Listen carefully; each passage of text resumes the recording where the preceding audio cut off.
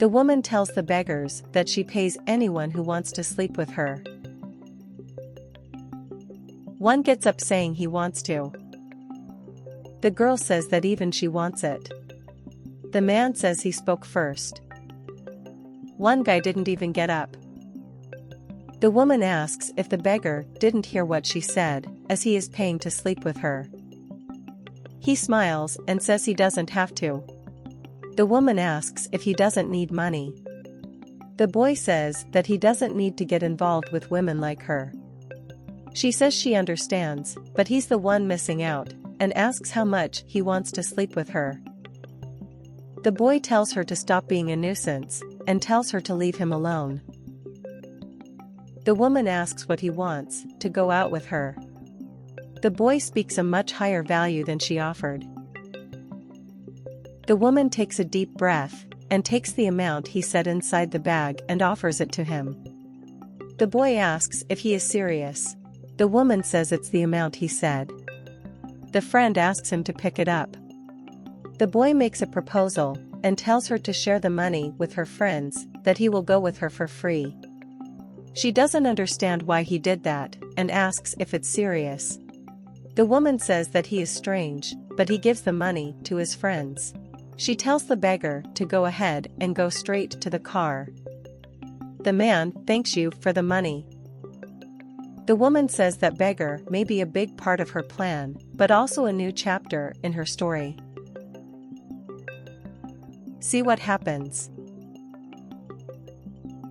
The woman tells the girl to clean the beggar and leave him spotless, and it doesn't matter how she's going to do it, and asks her to do it quickly. The boy says he's there for anything. He wants him to take a shower, put on clean clothes. He accepts everything.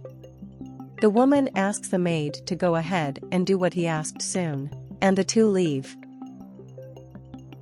Her friend asks where she found that beggar. The woman says that she wants to teach her parents a lesson, because they want to force her to marry a rich man. The friend says she understands you. And the woman says she's going to take a real beggar to dinner tonight. The friend asks if it's serious, and she says yes. The friend says she must be kidding. She says no. The friend asks his name, and the woman says the name, and says she accepted it quickly because poor people can't stand to see money. And if her plan works, it will make him a handsome man. The friend laughs, and says that she is finding this plan amusing. Suddenly a man arrives. Her friend asks what he's doing here. The man says he needs to talk to her. The friend asks what he wants and if he's following her. The man says that she knows very well why she is there. She says she doesn't have the money yet to pay the rent, and the landlord doesn't like that. And she completes by saying that she is broke and has no money for now. The landlord comments that it's simple, if he doesn't have money, just leave the house. She asks him to wait a bit. And the landlord says he doesn't care. The man comes down and says that her maid is to be congratulated. The landlord meets the man and asks what he is doing there. He says he was taking a shower. The landlord asks how so. The man asks why he extorts the woman like that, and threatens to tell his wife the betrayals he makes. The landlord says it was just a joke. The man laughs and says he thinks it's better for him to stop charging abusive rents, as it's totally out of market price. The landlord tells the woman's friend that it was a prank and he won't disturb her anymore. The man laughs at that. And the two don't understand. The woman asks where she knows the landlord from. The man says it's in the past and says to change the subject. And he asks what the next step in the woman's plan is. She doesn't know what to say. The friend tells her to change everything. The woman asks how so. She says everything, even identity, and says he deserves all the best because he helped him, and asks what he thinks of a transformation. The man says he thinks the idea is great. The woman thinks that for a homeless man, the man is quite attractive. and comment with her friend that he looks good. The friend says that if the friend says so, that's fine then. And she jokes telling women not to fall in love. And the man returns to the room. And the woman says she wouldn't fall in love. The friend says she knows and leaves. The woman wonders what the man is hiding. The woman goes to the bathroom and puts lipstick on her mouth, and thinks that this mystery of the beggar, she wants to unravel, because it ended up intriguing her. The woman on the phone says to forget about her as they are already done. The man comes downstairs and asks what happened. He asks if everything is okay over there. The woman is looking at him admiringly and not believing what she sees, because she found the man very handsome after transforming him. The friend says it was a good transformation, but she thinks there is a detail missing. And she says that she has the impression that she knows him from somewhere. The man comments that she must have seen him under the bridge. The woman is left thinking, and says to herself that she cannot stop admiring the man. She gets up and says that's the man's clothes. He thanks her and takes the clothes and goes back to the bedroom.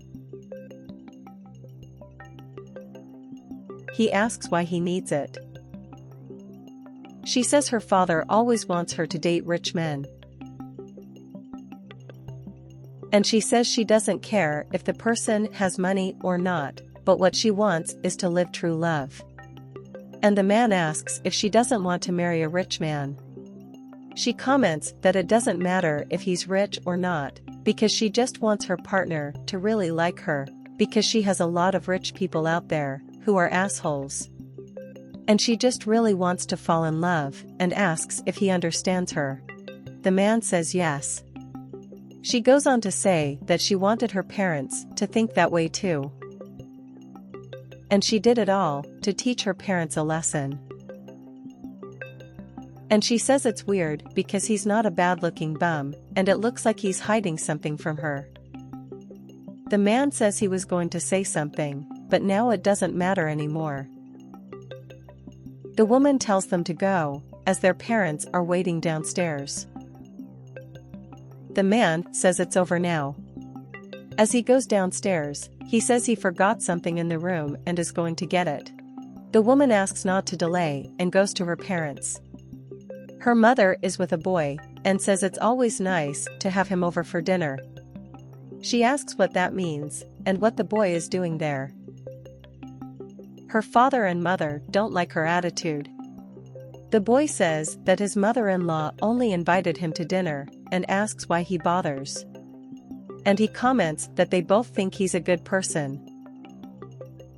The woman gets angry and says he's a narcissist, spoiled and rich, and she'll never have anything to do with him. The mother says it was rude, and says she didn't give him that education. The boy says he's not just anyone to talk to him like that, and says he came to give her one last chance. And the young man completes that he is now buying her parents' companies, because they went bankrupt, and she should agree to go back with him. While the boy is talking, the man comes down and says he talks too much, and tells him to go away. The boy asks what the man is doing there. And he apologizes as he didn't know he was with the woman. And the man asks the boy to leave. The boy apologizes, and says he's leaving. The woman says that he is a different beggar, and asks him to explain what is happening there. The mother asks if he is really a beggar. The daughter says she doesn't understand anything, and asks who the man is. The father says that the man is one of the biggest businessmen in the city, who has given his entire fortune to charity. The woman is in disbelief. He says that's right. The man says that he decided to do all this because he wanted to lead a simple life, and he got tired of people getting close to him out of interest. And he decided to give up everything, money, and live a simple life. And his family, friend, only cared about his money. And after he met the woman, he began to see it all differently, as he realized that there are people who still care about things besides money. And the two kiss.